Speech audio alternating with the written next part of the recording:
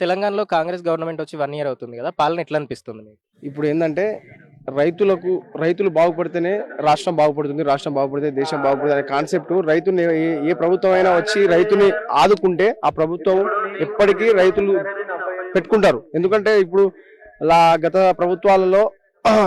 ప్రభుత్వాలలో రైతులకు తీరని అన్యాయం, అది ఐకేపీ సెంటర్లు లేకుండా కానీ, సకాలంలో వాళ్ళ ఒడ్లు కొనకపోవడం కానీ అలాంటి గత ప్రభుత్వాలు ఫెయిల్ అయ్యాయి.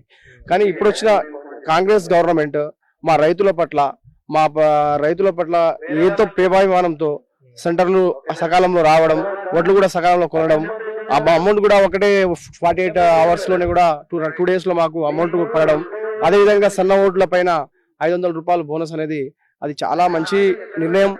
అది రైతులకు చాలా మేలు కూరుస్తుంది. ఎందుకంటే సన్న ఓట్లు పండిస్తేనే కదా మనకు అందరికీ కొద్దిగా ఇదవుతుంది.